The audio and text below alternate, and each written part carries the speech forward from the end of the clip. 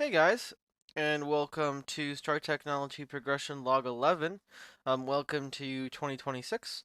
I hope you guys had a good, a Merry Christmas and a Happy New Year. Um, I have gotten a decent amount of stuff done. There's been some minor or some pretty big progression bottlenecks I guess we've hit. And we'll start off with I've got around and placed world anchors everywhere. That's less of a thing. Then getting Knackline done. So Knackline actually came in two stages, and the first one isn't even Knackline. It's just getting Naquita set up, and I left this for too long. You can set this up I think just after you hit Nether Stars. I don't exactly remember what you need for the Dimensional Stabilizer. It's IV with Ruridit and uh nano processors. So right after Pure Netherite, you can get this. So we could have had this for a while. Um, but I just never really got around to it. But getting Naquita allowed me to do lots of lots and lots of very cool recipes. For example, we now have Naquita doped bulls. Naquita doped bulls are really freaking awesome because the doped wafers unlock a lot of really interesting things.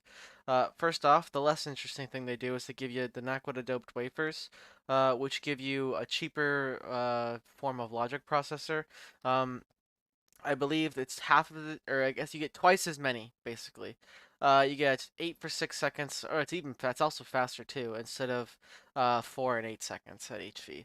So we get that. We also get access to ASOCs. ASOC chips allow us to make so quantums and HV circuits as cheap as possible. Unfortunately, quantums do require a ZPM. Actually did hit ZPM energy hatches last night. I guess I'll go over that in a little bit, but I just never really got around to placing the energy hatches yet. Um, so we have access to this recipe next. So I've set this recipe up already. I don't remember what else nano socks get you or Naquita dope gets used for. That's interesting. Um, Oh, yeah, I know it. It's 82 sock wafers. So 82 sock wafers here can be used to just directly make the 1 million mega storage component. And this is like, I don't know if this is necessarily cheaper in terms of raw number of logic processors, but I do know it's about a bajillion times faster and way nicer on the coprocessors and way nicer on. It's like in terms of the processor count, it's probably the same cost, but in terms of everything else that goes into it, it's like a gajillion times cheaper. This is a fantastic recipe. So this is how we make the 1 million mega storage components now, which means bulk drives and up are actually pretty damn cheap, or I should say pretty damn fast, which is really nice because those were so freaking slow before. Um, I don't know. There's nothing else you can do with the A2 socks. They're literally just for the 1 million mega storage component.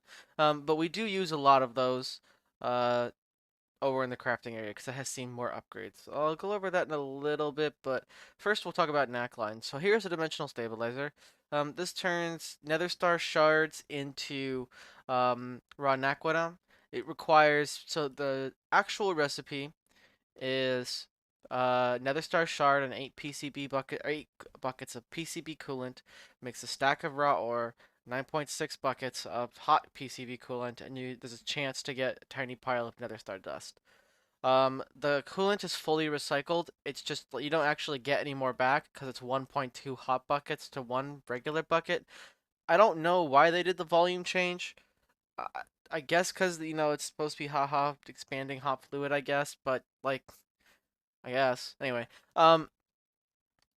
so this recipe is at IV at 75 seconds. I believe I'm running this up a little bit faster than that. Yeah, I'm running this at ZPM. Um, we don't really need all that much Naquita. Uh, all the Naquita we have quite a bit.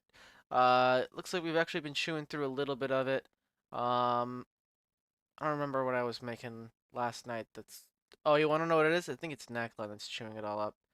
Um, yeah, so over here we have since coolant is fully recycled, I have it on a closed loop over here. I just have a little subnet with a single drive that stores PCB coolant and hot coolant. We have these vacuum freezers just with stocking buses, and they just dump back into this little subnet.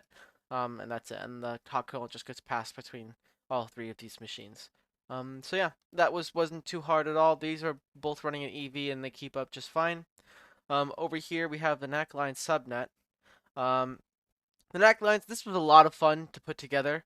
We have lots of different little things in here. We have a lot of these things are actually recycled in some fashion. Like antimony trifluoride is recycled, so I don't have to continue adding this. That means fluoroantimonic acid is recycled, so these have very small drives. We have a bunch of fluid drives over here for all the various different things that we get out of it. I also have a buffer for hot ingots here. Those go into the vacuum freezer over here.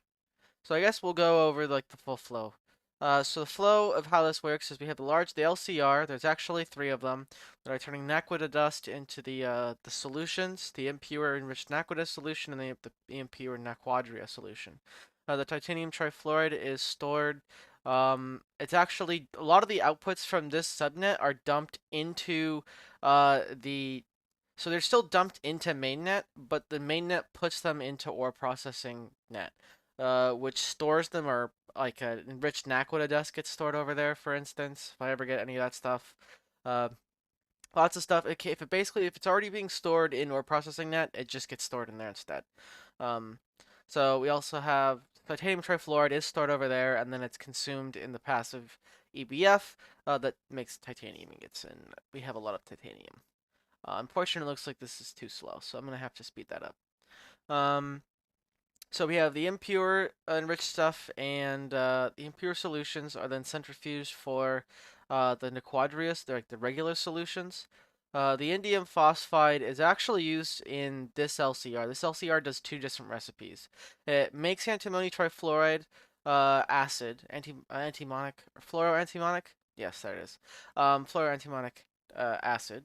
But it also makes converts indium phosphide into indium dust and then calcium phosphide. Uh, this recipe or this LCR is running super fast, and all of the recipes it does are like one tick at most, or like four ticks at most. So, and none of those items have recipe conflicts with each other. So I was like, fuck it, I'll just put them on the same LCR. There's no point not to, and it works. It works great. The mixture over here, these mixers make the acidic versions of the solutions. Like, let's see, we can take a look at the JEI page, like Naquita dust. Um, Naquita dust, we combine with fluoroantimonic acid and LCR. This gives us our impure enriched. We centrifuge the impure enriched for tritium sulfide, and we also get part of the antimony trifluoride dust back. Antimony trifluoride will get recycled back into making more fluoroantimonic acid. The tritium sulfide is the tritium stuff that we want, obviously. So enriched Naquita solution is then mixed with sulfuric acid for the acidic enriched. This is then centrifuged for additional enriched Nequata, as well as some enriched Nequata waste. We also get some fluorine gas back. The enriched Nequata waste, the wastes in general, just get distilled down for some of that sulfuric acid back, as well as a little bit extra of the enriched solutions. You also get a small byproduct of this. In this one, you get barium sulfide, and the other one, it's gallium sulfide. Like if we take a look at impure, we also get the impure Nequadria solution. We get the rest of the antimony trifluoride back. We also get indium phosphide, which this just gets combined with in an LCR with calcium dust to make indium dust and calcium phosphide. The calcium phosphide is electrolyzed over in ore processing. So the Nequadria solution is then also mixed with acid to get the acidic version. This is then centrifuged for Nequadria sulfate dust, as well as some of that extra fluorine back. Nequadria, this stuff is just also um, distilled for gallium sulfide, as well as some of the other stuff that goes into it, and also the Nequadria and Nequada solutions. Tritium sulfide is EBF'd with a zinc dust to make zinc sulfide. Zinc sulfide is also dumped into ore processing net where it's electrolyzed. Hot tritium ingots are then cooled over here in the dedicated uh, vacuum freezers. In terms of the enriched Nequata sulfate dust, this is EBF with hydrogen gas. Means we get some sulfuric acid as well as the enriched Nequata ingots. And Nequadria sulfate dust will be EBF with hydrogen gas to get sulfuric acid and hot Nequadria ingots. I haven't set this up yet because this required tritium coils, which I have. I think I have a full set of trinium coils. I do, so I can make another EBF over here. I do have a small problem, is I do have two EBFs for three different items. And I was trying to see if I could get one EBF to do double duty on two different things. And I think the answer to that is no. I was trying to overclock this thing to super, super fast, just ultra speed, right? We're going to plaid. Um, but this requires so much power and it's still not enough. It might be barely enough, but it's not enough where I really want to continue to do this. So I'm gonna bring this because this is a fucking lot of power. We are running this at 4 amp ZPM because I do have ZPM energy hatches now, and this is like 2 million RF a tick. It's a lot, so I'm just gonna have to find more room for another EBF over here. Um, the funny thing about this line, as much as I like it, there's this thing called the chemical plant, and the chemical plant offers a skip for it. That does chemical line reduction, so it simplifies a bunch of other chemical processes that you do. Like it turns a plat line from that big long line of machines into a singular machine, or just a handful. You need Aqua Regia and the PGS, and then this just gives you all the outputs. You get platinum, palladium, ruthenium, iridium, osmium, rhodium, nitric acid, and your hydrochloric acid back. This is like, this turns all of Flatline into like two machines. One to make Aqua Regia, or three machines. One to make Aqua Regia, one to make PGS, and then this one. Um, there's a couple of other recipes in here that I don't really worry about. I might set this one up for peak. I do have peak plastic. I'll get to that in a little bit. You can simplify PVC, sodium persulfate, whatever that garbage is. 3344 benzophenone tetracarbaloxic dianhydride dust. What the fuck is that? What the fuck? Okay, whatever. Fuck. Anyway, glycerol, PBI gets turned into one machine. Epoxy gets turned into one machine. Mutagen gets turned into one machine. Debris dust gets turned into like one machine. Although this is kind of, I don't know if this is particularly useful because I don't really like how this gets recycled. The way I have my setup, I don't. I might have to think about whether this is something I actually want to do. Um, there's a lot of different recipes in here, but the main one is that I'm talking about. Where are you? Here it is, Knackline. Knackline gets converted into a single machine.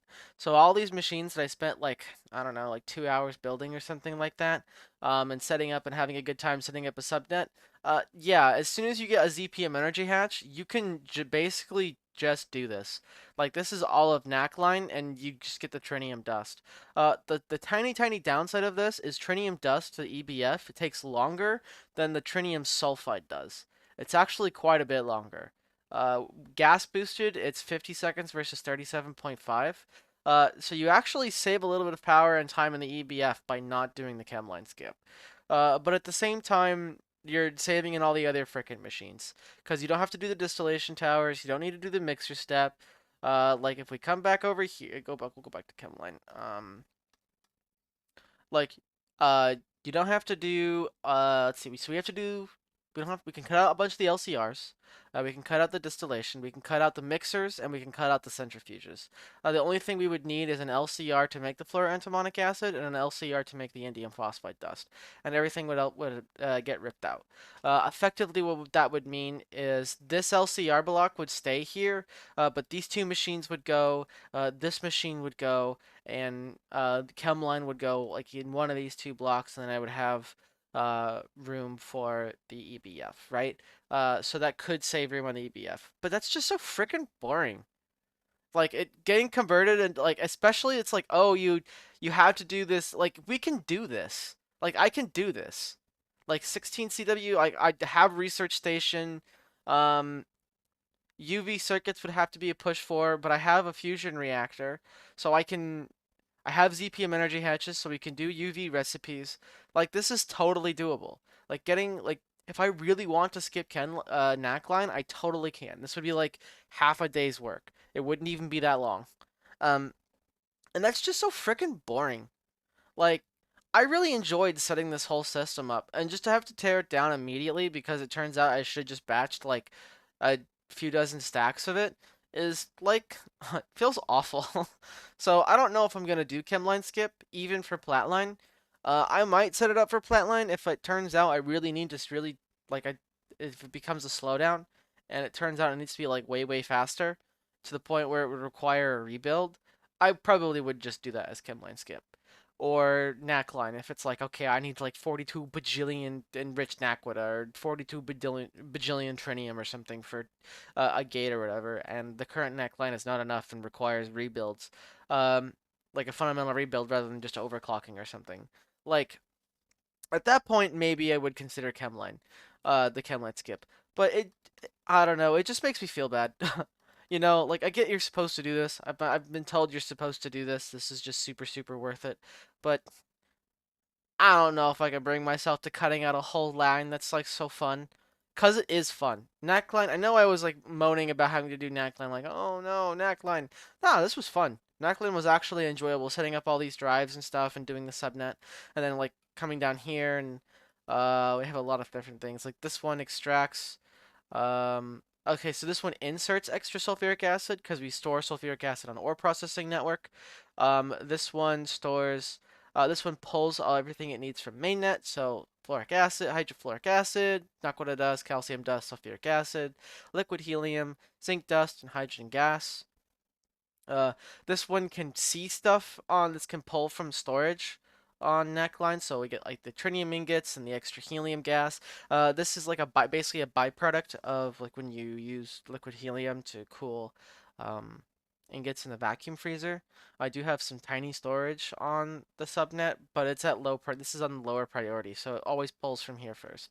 We also get some of the hydrogen gas back, and I want to recycle that as well, so we can see everything else over here. And then this P2P sends stuff to ore processing. So we send barium sulfide, gallium sulfide, zinc sulfide, indium, calcium phosphide, and titanium trifluoride all go directly to ore processing where they are stored and processed. Or processed and stored, right? So this was a lot of fun to set up. And I just don't want to tear it all down. That would make me feel bad. So I'm not gonna. Not for a little bit. I so that means I don't really know where I'm gonna put another EBF because I do have room over here. I obviously could just put another chunk over here, and maybe I could set up a bunch of EBFs here as well. The problem is I was sort of saving this spot for another dimensional stabilizer. That being said, I don't think I'm gonna need another one. Like the dimensional stabilizer is pretty fast if you overclock it. Like it's at IV, like this doesn't get perfect overclocks, but it can use parallel hatches, and this starts at IV. So if I just like throw this up to like UHV eventually or something ridiculous, like that's a lot of ore. That is not a small amount, especially with ore processing. Like that's a lot. And especially with, if I want to throw parallel hatches on it or something, like that's crazy. So, um, in terms of Knackline, I don't think I'll need another dimensional stabilizer over here. In terms of stuff later, obviously I will because there's other recipes and stuff. For Skystone, I probably won't do this because there's just a rock breaker recipe, so I don't need to set up this giant fuck off machine and spend 7 million EU a tick in total. Like an IV amp for a minute and a half and nether stars or earth infused shards for fucking like sky. We also have a ton of Skystone already. I'm not gonna do lava either because I have a bunch of industrial barrels. Um, and we don't use that much. I'm gonna be honest. Even if I'm like spamming out like flux things, like we don't use that much. Crooksite, I don't know what this is, but that's a UEV recipe, which is post CSG and going into ASG, I think. I don't know. Uh, what voltage tier ASG is at. So, um, So I'll need another dimensional stabilizer for, other stuff, but not here. So I do have room for EBFs. So I could plonk them down. So I might go ahead and do that and move some EBFs over here. Um, when I do that, I might add some more vacuum freezers in another distillation tower. This one's running pretty fast, and I might want to boost neckline speed just for more trinium. Trinium, we don't have too much of it, and the coils are fucking ridiculously expensive. Because I want to go over to the on-demand area. Where I need to set up like a raised watchtower so I can hit world anchors easier. So I have a full set of tritium coils, and holy fuck, this was expensive. And it's actually I had Naquita coils already. I had a full set of Naquita coils for all of these things, and I used them for about I don't even think I used them for 3 days. I think I used them for like a day and a half, 2 days before they got replaced with tritium coils, and tritium coils are gonna get replaced with titanium coils by the end of next week probably. Like tritium coils, like so the next tier of coils is titanium, right? And titanium coils require titanium ingots, right? This is UV assembler, which would require a UV energy hatch. Um, which is something I do need to work on. But everything else over here is not like that bad. Like the Quadria, set up that EBF for in smelting that Quadria sulfate. Boom, done. Trinaquata alloy comes from trinium, Naquata dust, and carbon dust with trinium coils. Boom, I can already do this. Like everything here except the titanium ingots I can do, and liquid titanium comes from the fusion reactor, the Mark II fusion reactor with titanium and duranium. I already have two Mark 1s. A Mark 2 isn't too expensive. It does require me to get into crystal processors, but I have to do that anyway. Everything else over here is totally doable, either already have or totally doable. Um, so fusion, or I guess I should say crystal processors is the next big thing, and then I can kind of do this. So fusion Mark 2. Um, Casing Mark IIs, ZPM assembler. I have this. Everything. I'll have all of these things, or I might have to encode europium plates, but I have europium, so like this is totally doable. What else do we need? Fusion coil blocks. What does a fusion coil block take? ZPM assembler. I already have that. Can do all of this stuff again. I can probably even go up to a better recipe on the superconducting blocks. So, like, Fusion Reactor Mark II is not too far away, which would give us access to titanium, which would give us access to titanium coils. So, and titanium coils are going to be like super expensive. The problem I have with upgrading my ABSs, since my ABSs are actually my primary alloy making methodology. Rather than using EBFs for most things, I actually use ABSs whenever possible because I have 5 of them chained together. The problem is because all 5 of them are wall sharing, in order if I want to have 5 operational, I have to have enough coils for all 5. Um, I can't mix and match coils in one. So let's say if like this one, if these 4 get upgraded to titanium, this one won't work because it'll have titanium coils in there and it'll have tritium coils there. So it won't complete. Which means that in order for some of these, I really kind of debated whether I should make a full set of tritium coils for all 5 of these ABSs. In the end, I did because we're all right on tritium, so that's fine. Tritanium sounds fucking awful to do that for. The problem is titanium coils, I think, get used for a while. Uh, like, that's not the right one. Here we go. Like after titanium coils, titanium coils are gonna get used for a while because I don't know how far Z alloy is, and I think this is a post CSG material. Uh, this requires duranium dust, europium dust, and zapoletium dust. Absolute chemical line reduction. That's not helpful. Uh, ancient runicalum dust is that what the line is? I guess actually there's a big quest. There's probably a quest for it. Uh, yeah, here it is. Oh my god. That is atrocious. Okay, so this is post CSG, right? Because Abydos requires, you need CSG to hit Abydos. So, like, once I hit titanium coils, I'm good up until uh, post after getting CSG. Uh, so that either I'll never use anything past titanium or that'll be a problem for much, much later. Um, so upgrading, so Naquita coils and tritium coils really aren't used all that often. I still have I have a buckload of extra Naquata coils. I have 174 extra ones. Really funny is I have an EBF over here, or sort of. I moved the EBF from over there. I put some more machines over there, and I put the EBF over here, and I was like, okay, I'm gonna use an EBF because like a regular one, because these ones can only take 1 energy hatch. So you can't like there was a few recipes I had to do, uh, like say osmium here. So osmium ingots, when in order to make them in an EBF required LUV power, but at the time when I needed them, I didn't have the ability to make LUV energy hatches at the time. or I don't know if that was because of the way progression works or because of just the way I was doing stuff. But I needed to smell osmium before I had LUV energy hatches, so I had to use 2 IV, right? Unfortunately, that wouldn't be the case in these the bulk the throughput boosted EBFs because they can only accept one. But what's nice is a lot of the alloys that I need to do uh, can be done in the ABS. So anything that would require 2 energy hatches can be done in the ABS at this stage. I haven't seen anything that can't. So I just haven't used the EBF over there. So um, I am wondering if I should spend like make like an EBF over here so I can have 2 energy hatches and then a couple of ABSs over here for upvolting, because now that we are in ZPM and have the research station, there is something called the chambered, I think it's the chambered alloy transmuter, and this is effectively the HIF, this thing, but for alloy smelters. This only gets one, energy hatch, but it has throughput boosting and subtick parallels, which more or less makes it 3 times faster. What's interesting is if we look at this multi-block, so first off, it's fucking ginormous. It's huge. It also requires 3 times the coils or so for a little bit over 3 times the coils for 3 ABSs. If you wall share, it's less.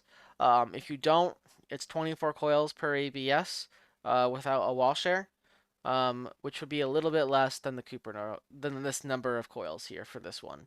Um, what that means is for the same number of coils, I could make the same number of ABSs, and it would be the same speed. This is as fast as 3 ABSs, uses coils for 3 ABSs, so it's like, at the first I'm like, why do I really need this thing?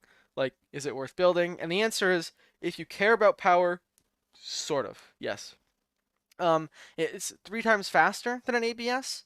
Or I should say, okay, it is as fast as 3 ABSs, but uses 1/3 the power of one. So it only uses like 1 ABS's worth of power to do 3 ABS's worth of work.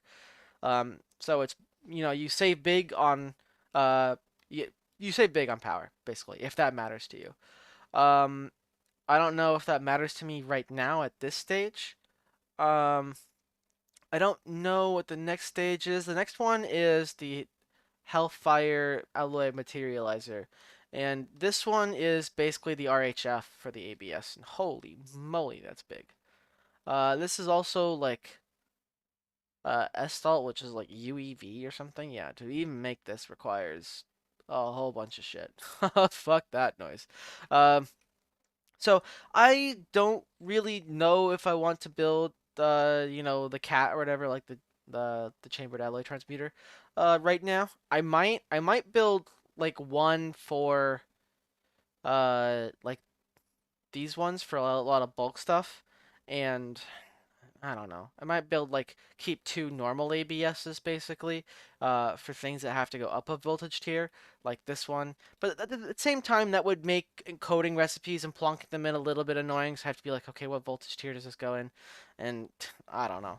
I really don't know if I want to use the cat. I think if I was using regular EBSs, I would, but I'm not. So I think I need regular ones just so they can have something that can take 2 energy hatches.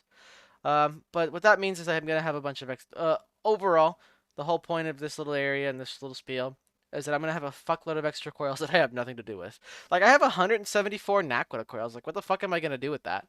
Um, I think maybe the answer is really just actually put together like 1 or 2 bulk cats that I'm like, okay, this is for bulk. There's a few recipes that I'll do like crazy, crazy huge. And I don't know. You can do stainless in say an EBF. It doesn't make molten, it makes liquid stainless, so you don't need a vacuum freezer. Um, so we could do this at like 1,000 ingots at a time or something, or things like that. Like lower tier alloys that I might want, I can do like 1,000 ingots at a time. We'll come over here to the research station. I set this up last night. Um, I also have a databank now. The databank was because I was running out of space in the single data hatch you can put on an assembly line. So I built a databank. This has a lot of things in it. Uh, Lots and lots of things. This one only has one, so I still have a few more spots, but I'm gonna have to upgrade to the advanced ones, which I can do because I believe that's also advanced data hatch. I think this is also a research station it is, which we can do. So I can do that now. This is not really an interesting one. It's only 12 CW a tick. I need to get the advanced computational units. I don't know what these cost. Oh, this is ZPM. So once I get the UV circuits from crystals, I can make this stuff now. ZPM field emitter. Yeah, this is doable. I can make the ZPM emitters as well now. So I did encode uranium rhodium dinuclide wire. This was also something that I unlocked from picking up doing Naquita. So yeah. Uh, it's really funny as I actually messed up my HPCA. I didn't count properly and was really freaking stupid, and melted it down and had to replace a bunch of the components. But yeah, so we have a 12 CW Tech Research Station. This is the best you can do at this stage, until I can get. I believe actually I can. Can I make active coolers yet? Oh, I can make active coolers. I need to do this. I don't know why I'm using passive ones. I think that I did my original math for using the active coolers and I forgot to make them. Um, anyway, so I should be able to actually upgrade this a little bit. All right, so that's research station. I need more freaking assembly lines. This thing is, fortunately, it's not really the bottleneck at this stage. I don't really do too many things in it. Obviously it does do some things, but parallelizing them would be really annoying. Um, it would just mean I would have to re-encode all these recipes over and over and over again between all of them, which would be really tedious and time consuming, but in the end it would be doable. I'm sure I'm absolutely sure there are smarter ways of parallelizing assembly lines without having to just encode them over and over and over again in multiple pattern and providers. Because if you have multiple patterns, so you can A2 will parallelize recipes if say it's in two different pattern providers. If one is full, it'll use the other one. Um, that would be tedious, but it would be doable. Um, so maybe I'll do it that way. Like I said, there's probably I know for a fact there's a smarter way. I just don't know how to build it. um, and I don't really want to look up somebody else's design and copy that. Maybe I'll try and sketch something out on my own. I don't know. Over here I have these two stupid wooden barrels I hate for soul sand. I needed them for stuff. Uh, Soul sand is really fucking obnoxious. The only way to get it is either bulk haunting or barrel transformation, barrel soaking, barrel transformation. So I could do this in industrial barrel, but I don't want to do this, and I don't want to set up an industrial barrel for this, and I don't know if I need to set this up passively. Like, I don't use too much of this stuff. Like, you know what this gets used for? This gets used for making soul sand dust so I can make soulium, soul infused dust. And, like, that's it. I only ever use, which gets used in making EV overclocker kits and other stuff like that. So it's like, I'm just gonna throw a pattern provider on here and just use two wooden barrels. I don't care. Um, I was gonna make a multi-block fluid solidifier, but then I realized that the way you can't do distinct stocking fluid hatches, which meant that I couldn't use a multi-block to do all of the same work like I could with all the other ones, which feed all their recipes into, a single storage net, a little subnet that then just uses a stocking to pull into it specifically. Even for something like this over here, I wouldn't be able to do either, because it's just not how fluid solidifier multi-blocks work. So instead, I just went with IV single blocks, and I'm just stacking them, and that is more than fast enough. I'm only using two of them. Well, I guess three of them because we do need one for empty. This one will be used for something eventually. So I have ingots, plates, and then empty for like various kinds of hardened glass. Um, like over here, aluminum, soul, signum, etc. So I have those. I'm trying to think of anything else I replaced over here. I think, is this new? No, I don't think this is new. No, this has been there for a while. I don't know if I finally pulled these out this last week. Over the last week, I don't remember. But these are gone now, and I'm happy that they're gone because they were ugly. Uh, I think over here hasn't really. Oh, you know what I did? I actually added a canner over here. Um, I needed this canner for something I forget. I needed an IV canner. I had an IV canner recipe I needed to do.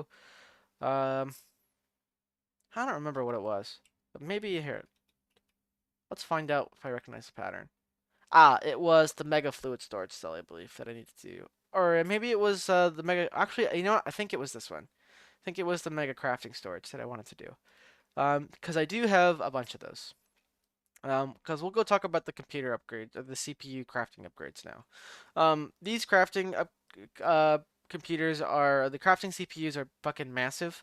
They all have at least 16.78 million storage, which I hope to God will be enough. A bunch of them have 4.2K storage coprocessors, and I swear to God, those were the most expensive on-demand craft I have ever ordered in modern Minecraft. It was a single one was almost 500 bytes. Uh, let's see if I can order some more. Let's see. Yeah, 570,000 bytes. So this is the large. This would be the largest craft I've ever ordered. I think it's making more than one though. I think it's making three. Oh, it's making eight at a time. That's the thing. It's only so expensive because I am making eight.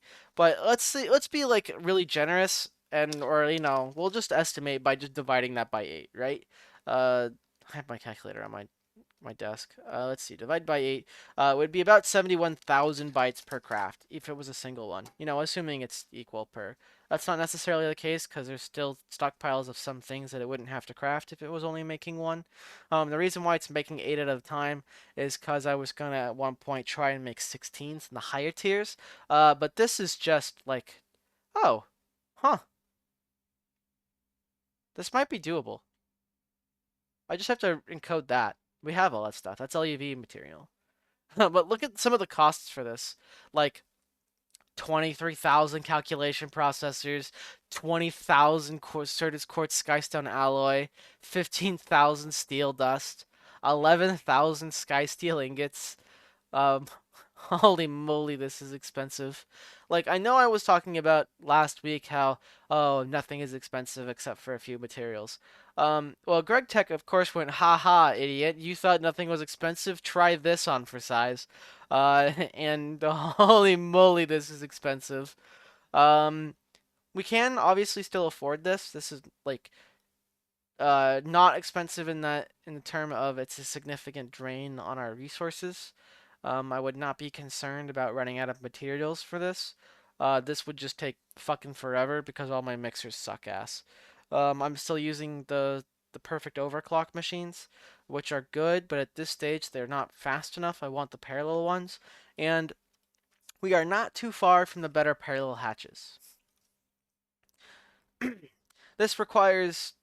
Oh, sorry, wrong one. Um, this requires ZPM sensor emitter, UV sensors, or sorry, UV circuits and the vanadium gallium cables. We can do this everything except the crystal mainframes. The crystal mainframes are the number one holdback in terms of progression. Once I unlock these things, I'll have access to a lot of really cool things. So this will be next up on my list of to do for progression. Crystal processors are going to be a little bit annoying. I should have been doing these a while ago, so I should actually be able to just directly upgrade to the better one almost immediately. Um, so, actually, what do the socks need? Oh, this just requires a ZPM laser engraver, which we can do. So, I could directly upgrade to the the crystal socks, and basically immediately make the better crystal processor recipe. But that still requires me to make the crystal CPUs, which requires olivine plates and raw crystal chips. Raw crystal chips require me to do a loop. So you have to initialize it by using some kind of gem and liquid europium. Once you have enough of these, you can then recycle them back into the chip parts, and then if you can hit those with a little bit more europium, and then oh my god, that's so long. This is gonna want to be something I do on passive, I think, or a requester maybe. I don't know. That is fucking. I also gonna want to do this in a better autoclave. Like holy shit, my autoclave fucking sucks. Oh, you know what? I wonder. Aren't cleaning hatches also gated to UV? Oh, jeez. Actual UV materials though, like Dartmastidium. This is a Mark II as well. Oh, well, I can do this once I get a Mark II fusion reactor, which, as we just talked about a little bit ago, is not like super far away. So, huh. Anyway, so I need a better autoclave because if we go back over to on demand, Autoclave is not in here. This autoclave is still the original HV autoclave I plunked in here. And when it comes to making a lot of materials that were, when it comes to if a craft requires a large amount of carbon fibers, it is the slowest thing because this is still the shitty recipe. I'm still using PTFE instead of epoxy, or I don't know if you can use PEEK in that. I haven't looked at this recipe in so frickin' long.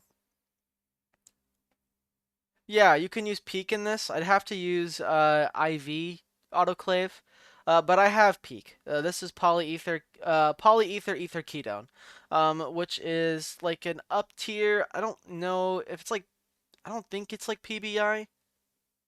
It's like PTFE. It's like an upgraded version of the PTFE plastics, which is used in like machine hulls and stuff.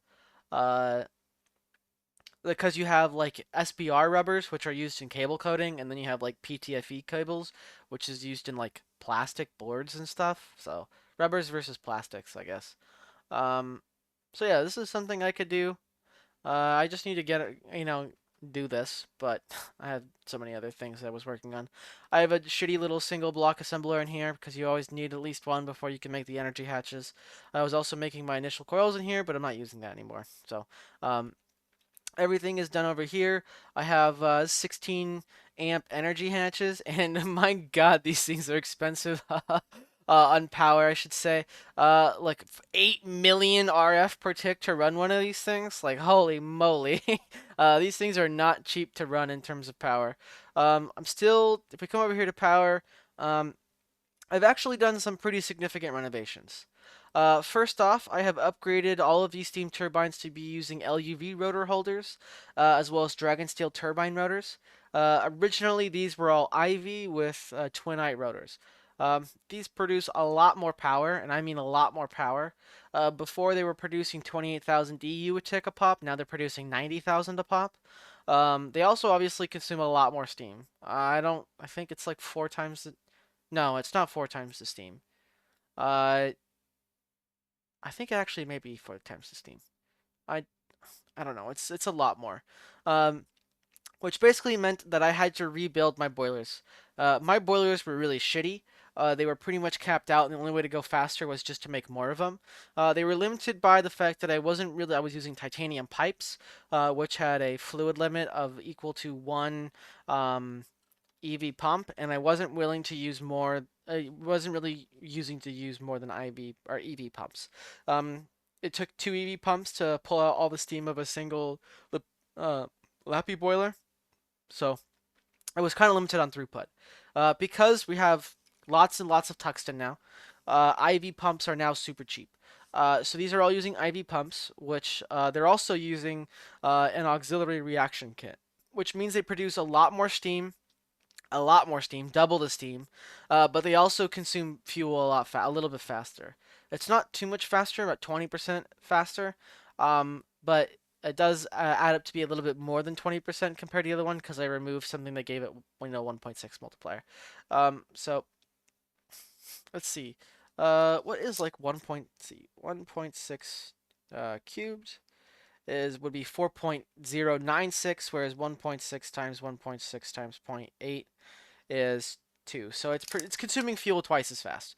Um, but yet twice as much fuel or twice as much steam, which is very, very important because of how much steam these things consume. He's also used the Peak plastic pipes, which have a really high throughput. If we look at fluid pipe, here we look up huge fluid pipe. The other one was thinking. So originally we were using titanium, which is 3600 millibuckets a tick, which is good, but not good enough. Not at this stage.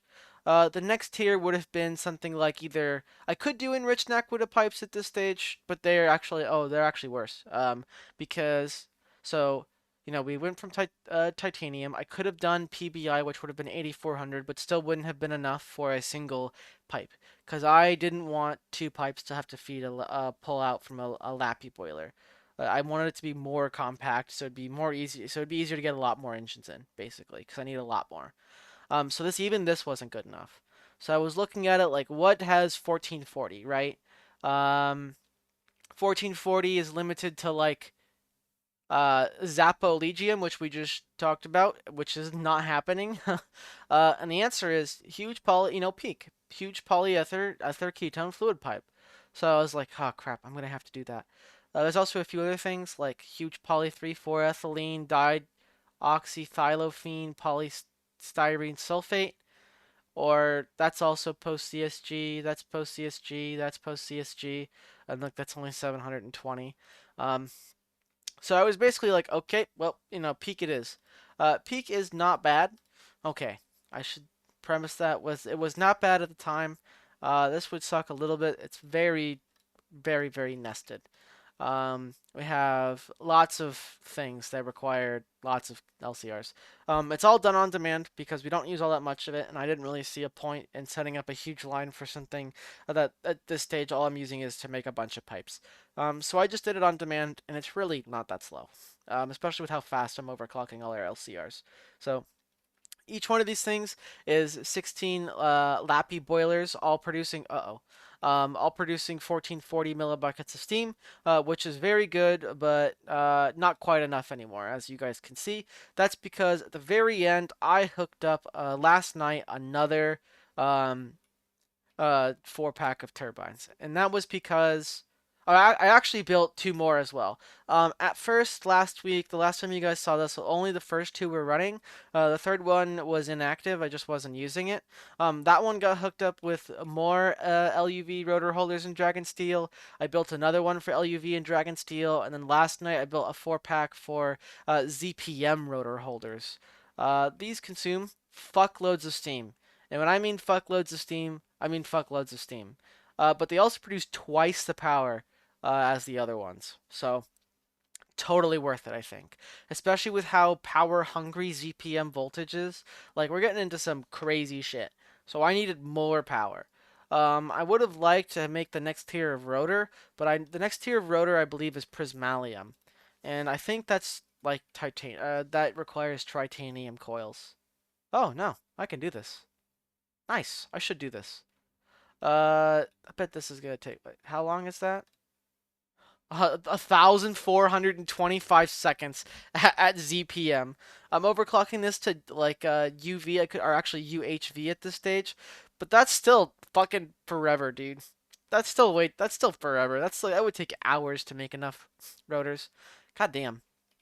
Anyway, I should still probably make a couple of them anyway, just for the extra efficiency gains. So I have to hammer out a few more of these boiler engine setups. But I'm very, very proud of how compact these things are.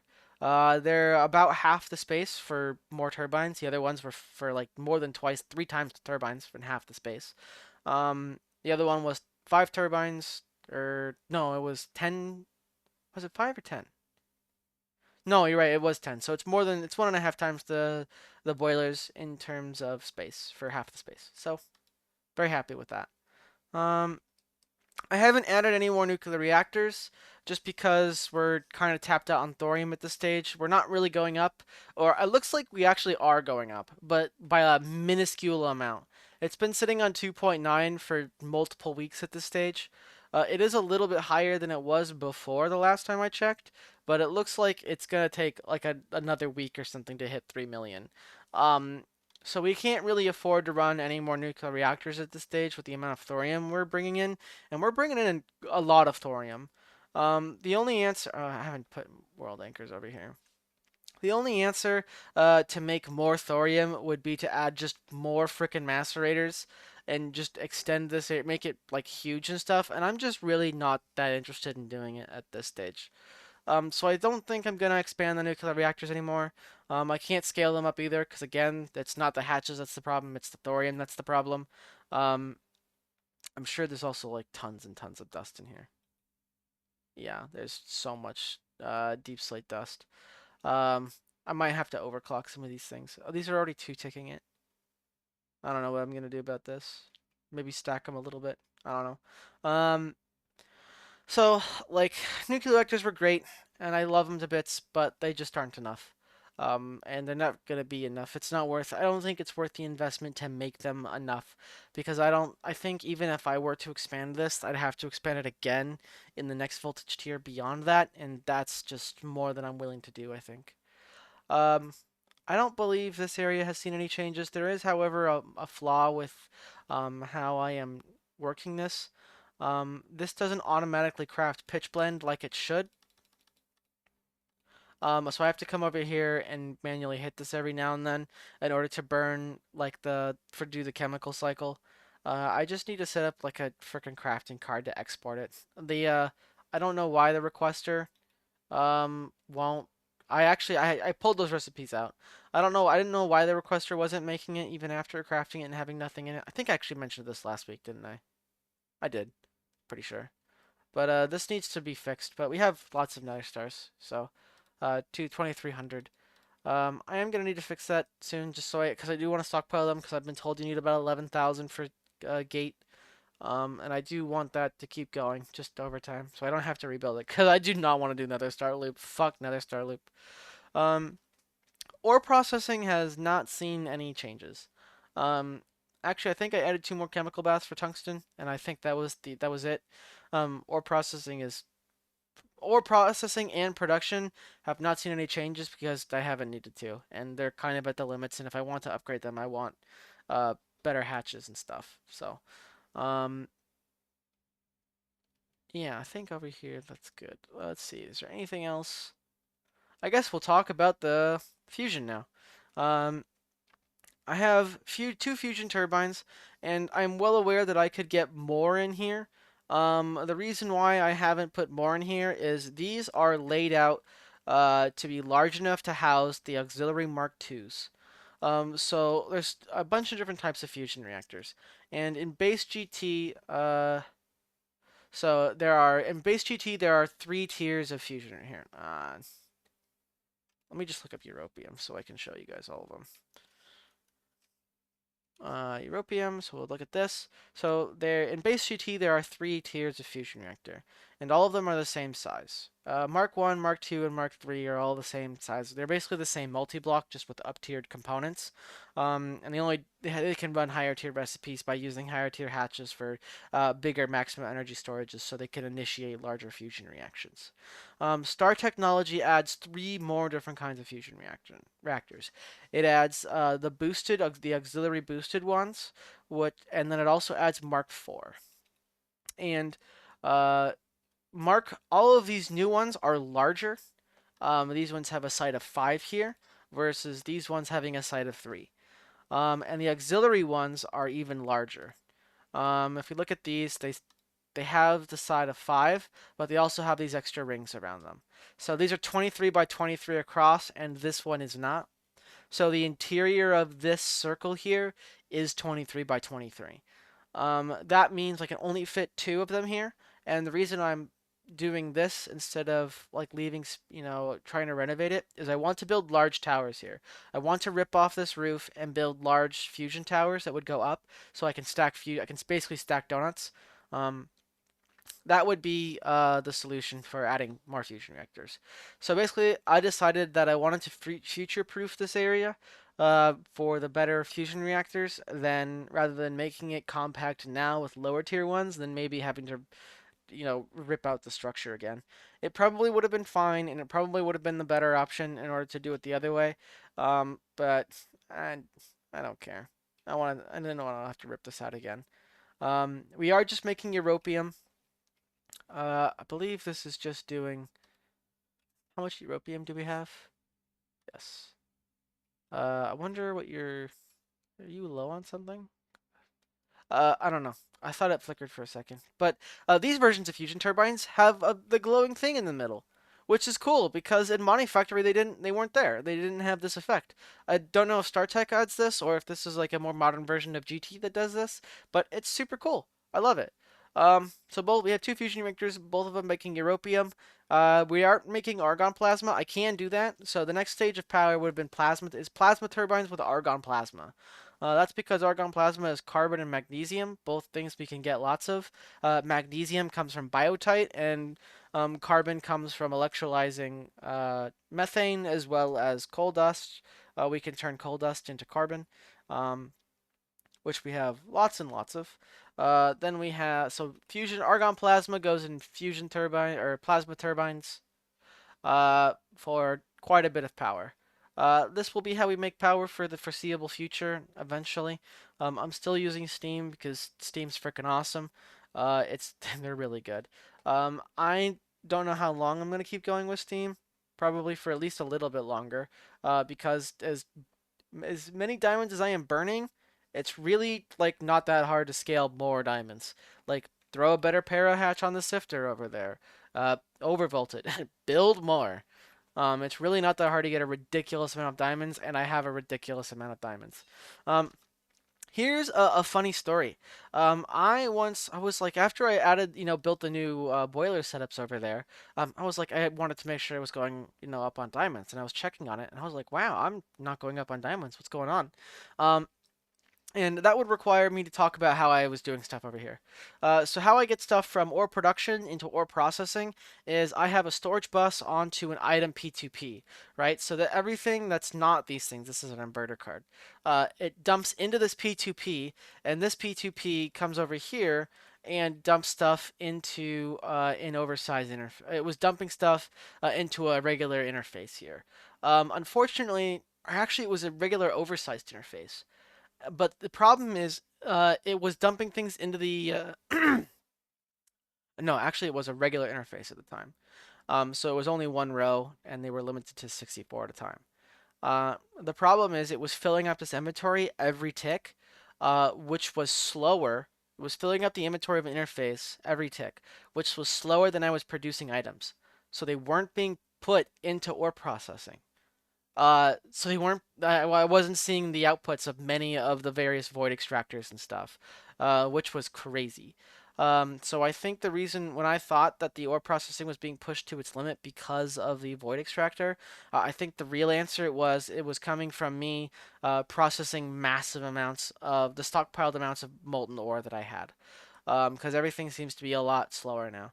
Um, but so the solution to this was upgrading this one to an oversized interface, and then just adding three more, or adding two more for item, as well as this one is I don't know what that one's for. And then we have this one over here as well. So yes, we now all the diamonds, and we're seeing everything that we're actually producing. I tell you what though, once I had to dump in all the stockpile, it was a lot. It was several hundred thousand ore that was being stockpiled over there. Um, I had quite a big backlog, and this is still pretty fast. It's still fast enough, I believe. We're keeping up with everything. I haven't really been checking over here like I mentioned earlier. Yeah, we're doing all right. This is still slow. I need to upgrade this. But oh, I lied. I actually built the Packer. I got annoyed. So I finally just sat down and built the Packer, and I just plonked it here. I'm not gonna need more than one. Um, we just don't get that much stuff that goes in it. So, I believe that's it. I don't have anything else. I'm trying to think. Um, if there's anything else I need to talk about.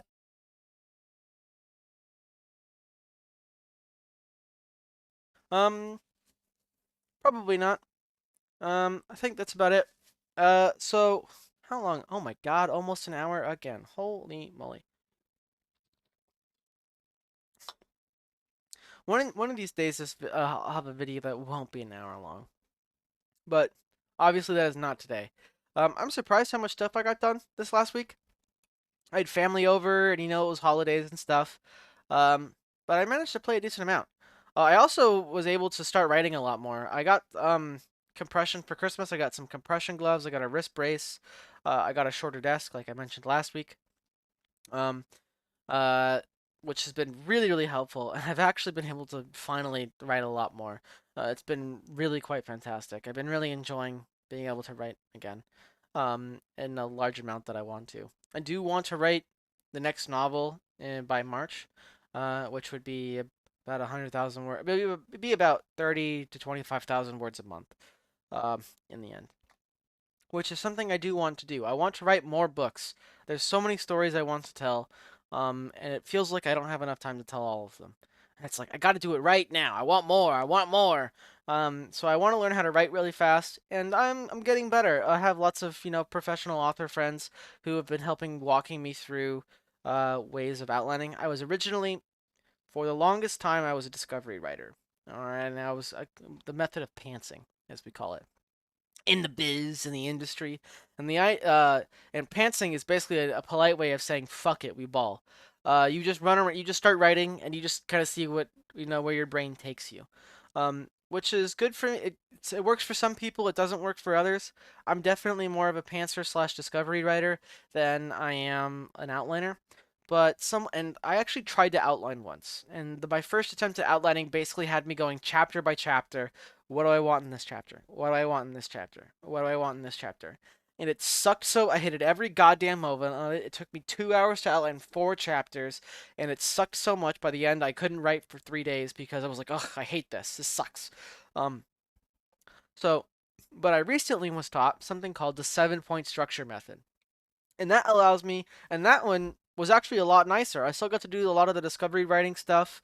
The way it is you kind of outline big points rather than each individual chapter. And you're like, okay, I want to hit this, I want to hit this, I want to hit this, and each section should be about this many words in terms of percentage of your book, of whatever your word goal is. So like one section might be 15%. And say I want 100,000 words, so that mid section needs to be about 15,000 words long, which is like, oh, that's like 7 or 8 chapters or so. So there you go. Now I have like a general idea of what I need to write and when I need to write it, which is really nice. So I helped some guy also soundboarded some ideas with me in like an hour and a half to 2 hours. I had the entirety of my second book outlined. However, that doesn't mean I'm going to stick to that outline. I very well like that's the thing about outlines as well is you have to let them be a guide, not a cage. So if it turns out while I'm writing I like a different idea more, I'll have to instead of like throwing out the outline completely, we just change it. The outline is just to help me keep my thoughts together, so I always know in general where I need to go. I was planning to practice the 7 point structure after book two, but I got stuck. I wrote a really cool scene, and I finished it so well that it was like, okay, this section is done. But I left no other threads for me to immediately, easily jump into off the top of my head. So it's like, fuck, what do I do? And I was like, okay, well, like, you know what? Fuck it. I guess I'll try the structure method. Like, now's the time, I guess. And it fucking worked. Because I was like, I tried some bullshit. I was like, okay, fuck it. I'll swap POVs or whatever. We'll go talk about some side characters now. They haven't been around in a while. And it was like, I was like, man, I don't know how I feel about this. This might be kind of lame. And then I did like the structure, I structured all of it, outlined it, and I'm like, wow, this is actually exactly what I need to do. Fantastic. So it's been a lot of fun. I really enjoyed working on my book. It's been very nice. Um, I do want to get an audiobook of it. That's one of my big goals. That's really my only goal for Ashkaton as a series. Is getting an audiobook made. I think that would be super sick. Um, I don't know how practical that is. I don't have the ability to self-fund an audiobook. You can do that. Uh, it costs lots of money, like I think like 10 grand at minimum, and that's just hiring the narrator. Um, which would be I don't have 10 grand, so that wouldn't be possible. And that doesn't count like all of the various like marketing and stuff you have to do and whatnot or whatever, and I don't know any of that stuff. So I think the best goal would just be to like sell the rights to somebody, either an audiobook maker like Podium or something, or try and get Eshkatan under a publishing house and sell them the audio rights and have them take care of all of that. Um, I don't know how viable that is. While I love Eshkatan and I think it's pretty good, it is ultimately my first series, which means I am an untested author with no experience and no like backlog that I can point to and go, "Hey, publishing house, look at me. I've got all this stuff. Look how good I am now," or whatever. Something like that. Eshkatan has been quite successful on Royal Road, far more than I ever really thought possible. It's doing pretty well, especially for myself as a first-time author, um, which has been really nice. But it's not quite successful enough to go sell to a publishing house specifically. I think at this stage, which is really unfortunate. But that's just the way it is. Lots of people write really, really well and just never get a publishing deal. That being said, though, traditional publishing isn't like the only way to you can. Lots of people do self-publishing, and I've been told that's probably the best way. But I don't wanna. I just don't want to deal with any of that. I want to write books. I don't want to do marketing and publishing and all that shit. Um, I don't know, but the first thing it's not really something I need to worry about right now. What I do need to worry about is writing books. So gotta write books. Uh, But that's oh my god, I rambled for several more minutes off something that wasn't even Minecraft related. Um, anyway, that's all I've got for this week. I hope you guys have had a good week. It's been a pretty good week, I think, in terms it's been like the holidays and stuff, and I got to see family, and I hope you guys got to see family too. I know not everyone enjoys the holidays, uh, but I do. So, I hope you guys have a good week. I hope you guys had a good week. I hope you guys have a good upcoming week, and I will see you all again next week.